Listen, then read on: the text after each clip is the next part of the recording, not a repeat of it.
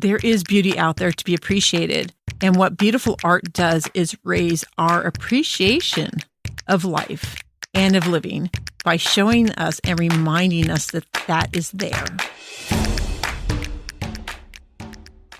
Hello, all my beautiful creatives out there. Thank you for joining me on the Sage Arts Podcast. This is Sage. I've got this one last solo episode for the year for 2023 for my really kind of my first year of broadcasting. I did start last December in 2022, but a full year of 2023. Huzzah!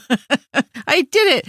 My goal when I did this was initially to do this for at least 2 years before I decide whether it's a good thing or a bad thing, really. And I have just so enjoyed it. So I am going to end this year on a subject matter which, when I first started writing this up a few months ago, seemed, maybe this is too broad. Maybe this is not going to interest anyone. And then I kept running into things about the subject of beauty and what that means to us as human beings.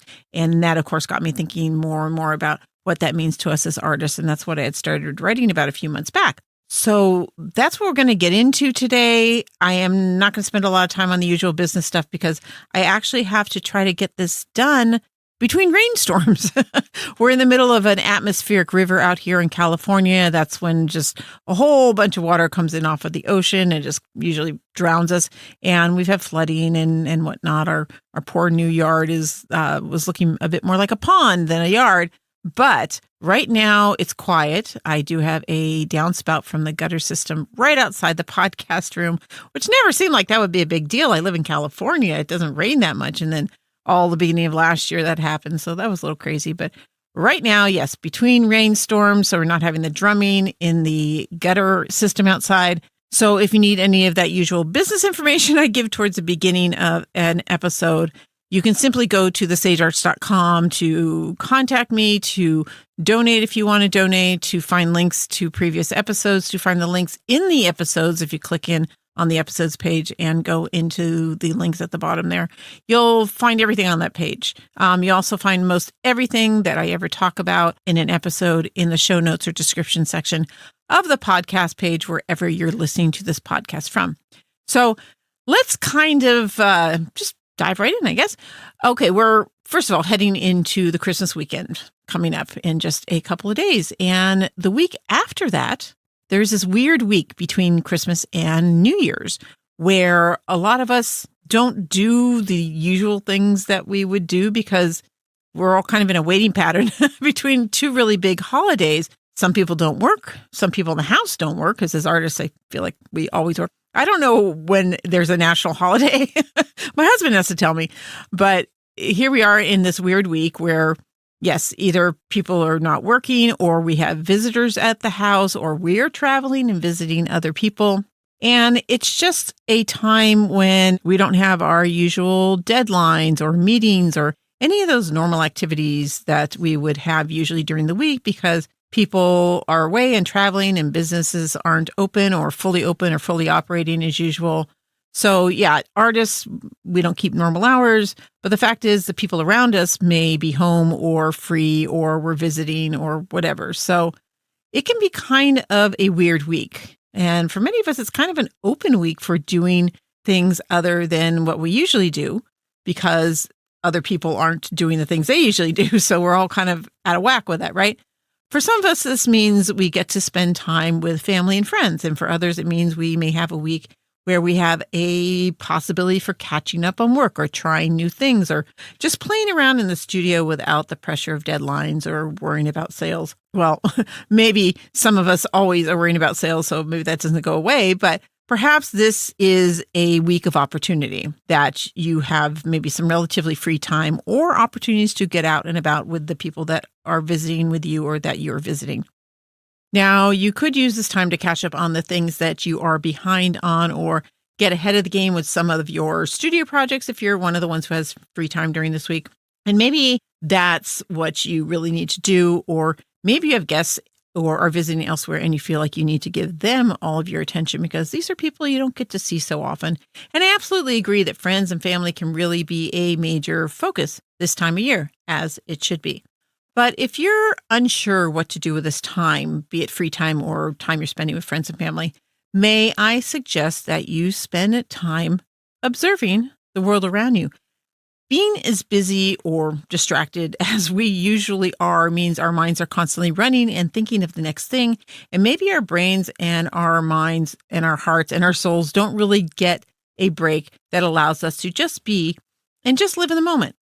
But whether you have free time or surrounded by loved ones, this odd week in between the holidays can be a great time to do things you don't normally manage to get out and do, like go for a hike or a drive in a place that's maybe a little distant from you, or go to a museum, or go explore a colorful or invigorating part of the area or town or city that you're in. These little adventures are things we could benefit from doing all the time. But if you're one of those people who find it hard to work that kind of thing into their weekly or monthly or whatever schedule, maybe at least this coming week, you can make that happen. And if you really enjoy it, maybe that will be a springboard for making that happen more often. So instead of falling into whatever usual routine you might have during that week or in the place that you're at, go see what kind of new things are out there for you to be inspired by. And since I know it helps to have a focus when you're out and trying to be inspired, I have an idea for you. While you're doing whatever it is that you end up doing this coming week, how about keeping the subject for today's podcast kind of in the front of your mind? Of course, if I intrigue you enough with this conversation, maybe that will automatically be the case. But we're talking about something today that's kind of obvious, at least it seems to be at first, like I said, and it's something you probably are already looking for when you're out and about, and that is instances of beauty. Now, it's not like anyone needs to be told to go look for something beautiful, and that's not what I'm suggesting you do. You're going to gravitate toward things that you find beautiful already. You're going to seek them out when you can, right? Well, as it turns out, we don't always seek out the kind of beauty that may be helpful for us as artists and as human beings, actually. But I'd like to start out with the whole idea of beauty and art. How are they related? Are they synonymous? Is all art supposed to be beautiful? I can quickly take care of a few of those questions right away. The answer is, 1, no, beauty and art aren't synonymous. And no, not all art is supposed to be beautiful or about beauty. And no, it's not the goal of every artist to make beautiful art. Some people purposely make disturbing art, or art where the aesthetic is secondary to the message, where beauty in its more commonly understood definition is neither the goal nor the actual outcome. However, if you broaden your idea about where beauty is actually found, there is beauty in so many aspects of art that has nothing to do with the visual appreciation. And yet we will find beauty, we'll recognize and react to viscerally and emotionally to something that we find beautiful, even if we're not thinking of it in those terms. And that's what I want to talk about today. All the aspects of art that have to do with beauty and why it is so important for us to recognize art's role in beautifying and improving the world. Yes, for us personally, of course, and also for our viewer or purchaser of the artwork. But honestly, it's also part of the collective improvement of the world in general. And I'll explain more about that in just a moment. But first, let's define what beauty actually is and why it's important for us as human beings. This is the interesting science part of this stuff, because, I kind of like to get into the science sometimes, because doesn't it seem weird that beauty is such a big part of our lives, something that so many of us focus on? But it doesn't seem like beauty is part of our survival skills or is necessary in any significant way, but an appreciation for and the constant desire to acquire beauty is literally everywhere in every culture, in every area all over the globe. And if you bear with me, I will tie the reasons for that into its importance for us as artists and how it can really change the way you look at what you do, as well as what the goals are for your artwork. So, why is beauty so ubiquitous and why is it so important? The whole idea of beauty and the fact that we spend so much time chasing it, looking for it, surrounding ourselves with it, actually seems to, according to various scientific studies I was reading up on, it comes down to our recognition of things that give us what I want to say is a promise of a better life or a better world, or a sense of greatness, even if it's just something that we are associated with by observation. So there's actually been a lot of studies done on beauty, and how we use it, how it affects us, what it is that draws us to things deemed beautiful. And the result has been that, at least in our beauty assessment of other people, we are responding to health and well-being and safety and security. So a healthy looking person with unmarred features and clear skin and a strong physique are aspects of idealized beauty. We also respond to symmetry, like a symmetrical face is considered the most beautiful compared to asymmetrical faces with very similar features. And isn't that weird as artists, because we're often pushed to not create art that's symmetrical, even though we respond so strongly to symmetry? But it really doesn't come down to symmetry so much as it comes down to balance. And when you've got a face, which is the same sides, just mirrored, right? Symmetry is going to be important for that, to create balance, to have that balance that we are looking for. Because balance means things are in a good place, that they are likely to function well and serve us well. And so that's what we're responding to. Now, even though most of us do not have symmetrical and well-balanced faces or body shapes or whatever, and being imperfect is true for almost everyone on this planet, and yet people find us attractive. Other people, certain times of our lives, for certain reasons, find us attractive. So we do often find imperfect people beautiful or attractive anyways. And sometimes it's because we get to know them and find positive aspects of their personality or their lives that we then associate with them, and that adds to our perception of their attractiveness, because maybe they have a good job and they have a good family and they're funny and all these things that mean to us that they're a well-balanced person. And it also gives us a connection to them, things that we admire, things that we like to be around. And because those are things we like to be around, it equates to beauty for many of us. It equates to attractiveness. But let's get back to the idea that a vision of good health is often beautiful to us. Now, that makes sense in our survival aspects, because good health means that the person we're admiring was probably going to live for a while and therefore has a greater chance of reproducing. Even if we aren't going to be reproducing with that attractive person, we appreciate their attractiveness because that kind of beauty is associated with well-being, not disease or weakness or lack of self-care. And in our evolutionary history, keeping people around us that are healthy and in good shape should contribute to the overall well-being of the group. Even when everyone in the group is not idealistically beautiful or even idealistically healthy or whatever, when we can find other things to appreciate in those people, and especially if they like us back, that engenders a sense of well-being in the connection we have in them, in the understanding we have of them. And in this way, we find beauty in people and things that may not be obviously beautiful on the surface. And hence, this is one of the reasons it helps if people can spend time with your work or with you, because people may not see the beauty of the work or you as an artist right away. But once they've spent time with you or the work, once they've read about what you do or hear about it, the beauty comes out. The beauty shows itself. This is especially true if we find commonality with those people, if there are things that we will both like and appreciate. And that illustrates a connection to them, and that connection makes us feel like they're one of us, like one of our group and one of our tribe, a person who will understand us, that makes us feel safe. And since safety can also add to a sense of beauty, we are attracted to pieces of art and people who feel like they belong to our community.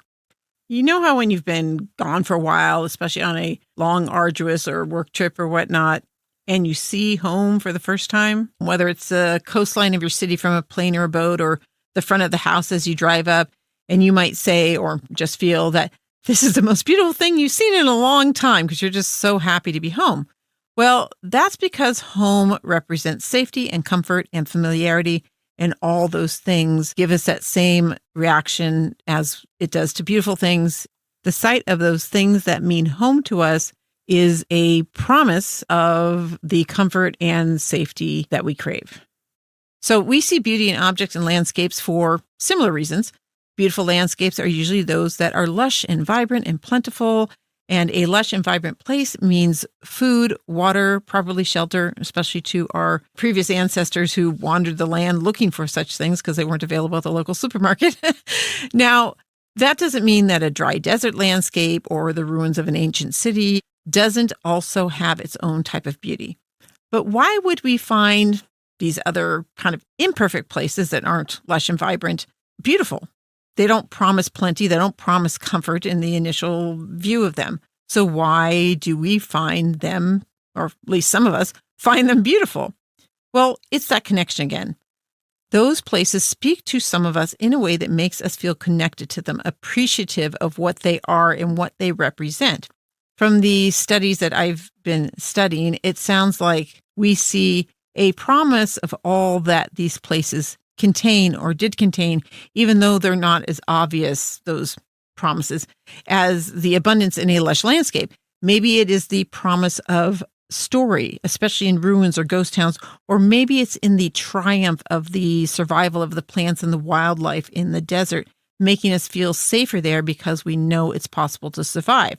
Or maybe we see reflections of ourselves in the sensuality of the shapes in the hills, or the persistence we find in buildings that are still standing after hundreds of years. It's still a connection and a promise of something that we find valuable in some way. The beauty of objects is very much the same thing.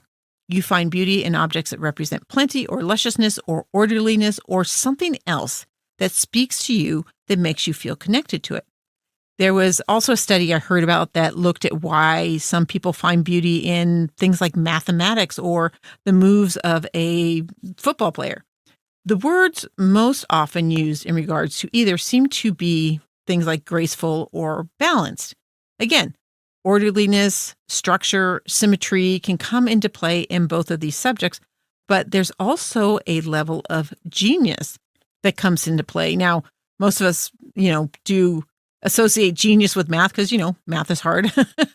But this is also something that can be associated with things like sports. Because if you think about it, a really talented athlete is mentally agile as well as physically agile. And so we admire their high level skill in the actual action that we see. So because some of us appreciate and feel connected to or understand the skill, orderliness, grace, or high achievement that is inherent in accomplished examples of both math and sports, we can have that same visceral and emotional reaction that is more commonly associated with traditionally understood examples of visual beauty. And although the reasons for seeing things beautiful can be relatively complicated, I do think it all comes down to that thing I mentioned just a little bit earlier, that there is a promise.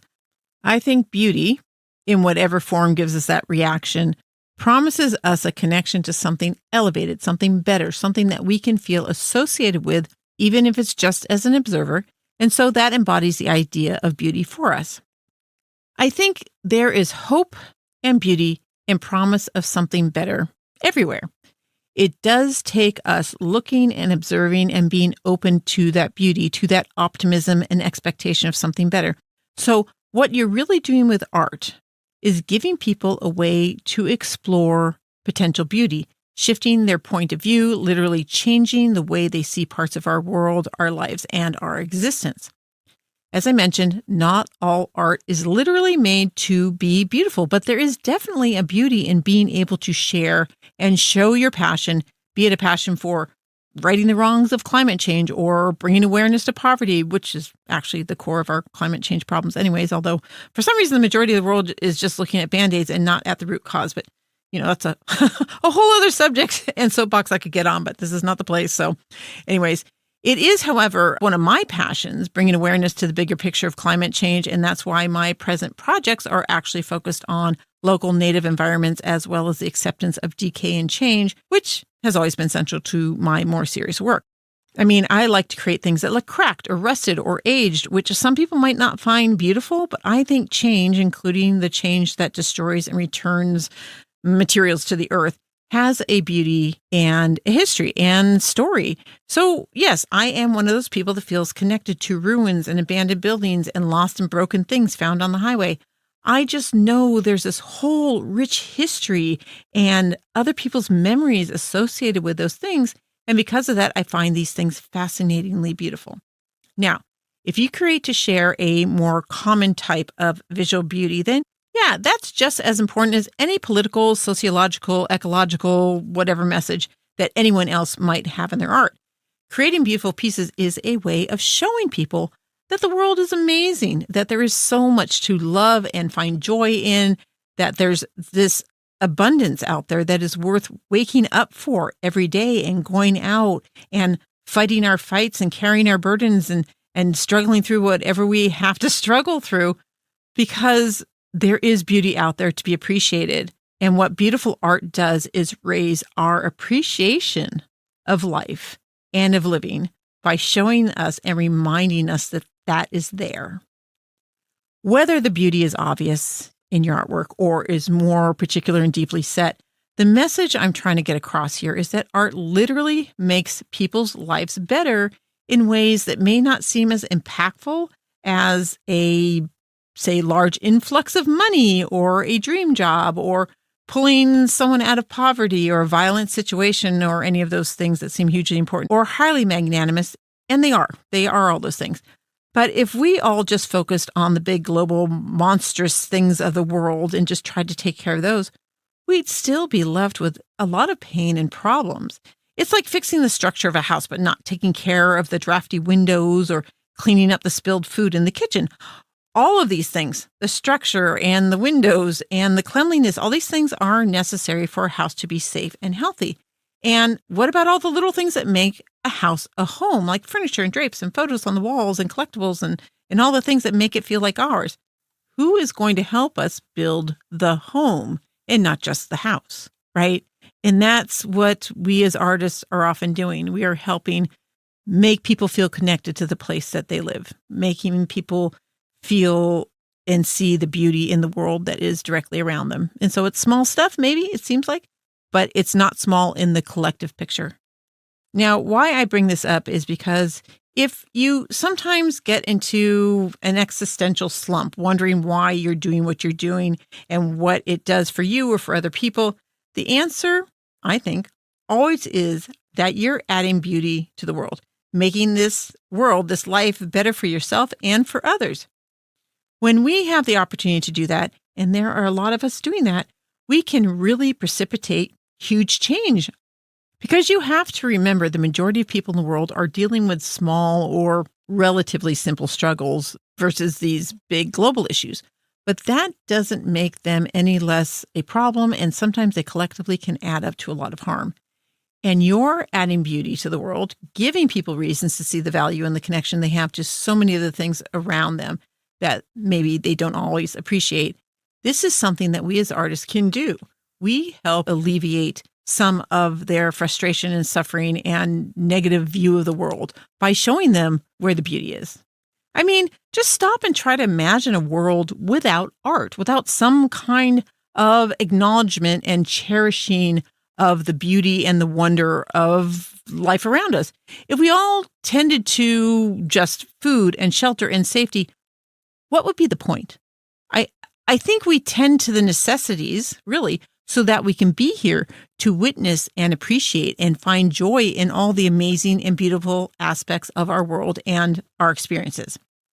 The early 19th century poet John Keats has this wonderful poem whose last lines were repeated on a podcast I was listening to recently, and it literally made me cry, which I don't usually do. But I don't know. I'm not sure why I got so emotional. Maybe I myself am in a bit of an existential no man's land. At least here and there lately, it's been a thing. But here are the last few lines of that poem, including the preceding lines, which aren't usually quoted. But I think if we think about this as artists, we can really see why what he says at the end is so important. The poem is Ode on a Grecian Urn, and it ends with these lines. When old age shall this generation waste, thou shalt remain in the midst of other woe than ours, a friend to man, to whom thou sayest, beauty is truth, truth beauty. That is all ye know on earth and all ye need to know. Isn't that wonderful? It's so simple, but some of the simplest things are so full of evident truth that you just want to smack yourself over the head and be like, yeah, Yeah, all we really need to know is that beauty is truth and truth is beauty. And when things are looking pretty dire for us, for the people around us, especially when we can remind other people, is what he's saying, that beauty is truth, that we can look at the problems that we're having and they may diminish in severity in our view because we can stop and look at the beauty of the world. And that's what I'm saying we do as artists. That is such a huge gift that we have to give. I know that this idea that the world is beautiful and there's beauty everywhere can get, sound maybe like a little sappy or idealistic. It could sound ignorant of all the pain and suffering and trouble in the world. And maybe sometimes that outlook is a way of putting blinders on by just saying, oh, everything's so beautiful. But when we minimize beauty's importance and focus on the importance of the troubles in the world, I think we diminish the whole point of our existence. And yeah, that sounds sappy again. And it sounds heavy and maybe overly philosophical. But as you head into the new year and try to figure out what it is that you're going to do with your work and what it is you want out of it and what your goals are and whether you're happy in what you're doing right now or should you make changes, having that understanding and awareness and focus on what it is you are adding to the beauty of this world and the betterment of our lives, and I mean yours and your families and your friends and your neighbors and the greater world, I think that can really help us make decisions that will result in truly fulfilling and purposeful work. And it doesn't matter if you decide that the only beauty you want to add is to your time in the studio. If you do, then that makes you a happier person, I would think. And a happier person affects the people around them with their positiveness. And then there's this ripple effect that can and will affect the world far beyond your studio. Like Keats says, in essence, beauty is everything. I guess I worry that we just don't seem to give it the kind of value in our lives that it really should have. If we saw and knew and understood the value of beauty and are open to the beauty in all the things around us, whether it's obvious beauty in nature or in other people, or the not so obvious beauty in the cycle of life, even death and decay, how much more wonderful and memorable would our time be in whatever we're doing? And just in case it wasn't clear enough before, appreciating beauty is not diminishing the fact that pain and problems exist around us. Of course they do. And if I could stop all the pain in the world, or even just a minute part of it, I would. And I do. I try to make people's lives better and easier. And if there's any way that I can have an effect on other people's pain and struggle, I would. But pain and struggle is actually a part of life, and it's actually what makes beauty possible. Now, I've talked about this before, I think in episode 26, the one on contrast. It really is only possible to see certain things because you have other opposite and negative things that you experience. So it is really only possible to see and appreciate a lot of the good things in our life is because not everything is good. For instance, the only reason we appreciate vacations is because of how much time we spend working. If the rest of your life could be lying on a beach drinking daiquiris, you'd think that'd be amazing. Well, if you're the kind of person who likes to sit on beaches and drink daiquiris. But in reality, you would get sick of it kind of quickly. Times like that are only fun because there are times that are not so fun. It's a matter of relativity. And beauty is a measure of the relative attractiveness of something, and it only exists because there are things that are not attractive. I'm not saying pain is necessary to understand and appreciate beauty, but dissatisfaction, boredom, struggle, disorder, these are actually things that we should appreciate on some level because they make our good experiences the amazing things that they can be. When you find satisfaction, when you are no longer bored, when you get to the end of that struggle and have won or are able to leave the hard stuff behind, that's when the appreciation and the happiness come in. That's when the really, really good feelings that we have, they're only possible because of those hard times. And that's one of the reasons I push you to embrace failure in your artwork, because not only does it mean you have learning opportunities, because failure is absolutely the best teacher you can have, but it also means that when you succeed, you get to have this amazing, exalted experience of achievement. And that, to me, is kind of the ultimate beauty of making art. Seeing in existence something you had only previously wished existed that you had in your mind. it is a truly beautiful thing. Honestly, you deprive yourself of that when you don't take risks or you don't do anything at all because you fear the failure. So yeah, I just think as we head into this new year and we think about what we're going to be doing differently, what our goals are going to be, what we want to accomplish, that having a clear focus on why we do what we do on a personal level, of course, but also in how we can help other people's lives by contributing to the beauty of the world. I think that will help us make the kind of decisions that will make us happier and more fulfilled as artists. And yeah, I know I'm getting a little sappy and idealistic again, but I really believe this. It's just that I personally have always found that if I focus on the contributory aspects of what I do, whether it's contributing to the betterment of other people's lives or the betterment of my life or my family's lives, or just the idea that I can make any one other person in the world happy or smile, if the decisions I make are couched in those kind of brackets, that I tend to make better decisions, more rewarding decisions about what I'm doing and why. This may or may not be true for you in that particular aspect, but I thought that maybe I could give you the opportunity to consider this and just have an understanding of what beauty is and what it means to us. Then maybe that can help some of you define or redefine your work and your process in the coming year. And that's basically it. I think beauty is a promise, and I think we can give ourselves and the people around us a promise of betterment and enrichment and just joy in the coming year, because knowing that that beauty is there and that we can find it if we go looking for it, it's going to make the hard stuff easier to get through and should leave you focused more on the beautiful and wonderful experiences and memories that you'll make than the bad ones that are inevitable.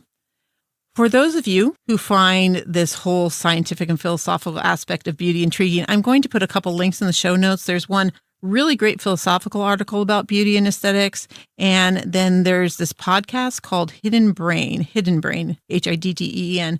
that ran an episode titled The Mystery of Beauty on December 4th of this year, 2023, that really did a deep dive into the scientific aspects of our relationship with beauty. And that's just a fantastic and really well-produced podcast anyways. So if you're interested in the brain things and the way our brains work and the crazy things that they do, that's a fantastic podcast to check into. So go check those out if that's of interest to you. And in the meantime, if I have brought up any particular thoughts for you, if you agree or disagree or have had any experiences related to this whole idea about a beat, I'm getting tired now. If you have any ideas about beauty and experiences that you've had with seeing beauty in unusual ways, I'd love to hear it. You know how much I love story. Please send them. I'm going to be just going full bore back into the podcast production come January. The first week of January, instead of doing design, I'm actually going to do an interview again with Christy Friesen, who was the first person I interviewed last year. And for some reason, I just felt like it'd be a really cool thing to just start out the year with a conversation between Christy and I, since Christy is one of my inspirations for actually doing this podcast. We have had just some really interesting conversations lately, and I would like you to be able to listen in on some of that. So we're going to start that out end of the first week of January, and then we'll get back into designs and more interviews, and Brett will come back on, and we'll get back into the usual programming that you got used to this past year. But in any case, in the meantime, write me if you have any thoughts, questions, comments, criticisms, whatever. I love it all. You can find contact information on the sagearts.com website on the contact page. If you're interested in supporting this podcast and giving back, there are donation buttons for PayPal and Buy Me a Coffee halfway down the homepage of thesagearts.com.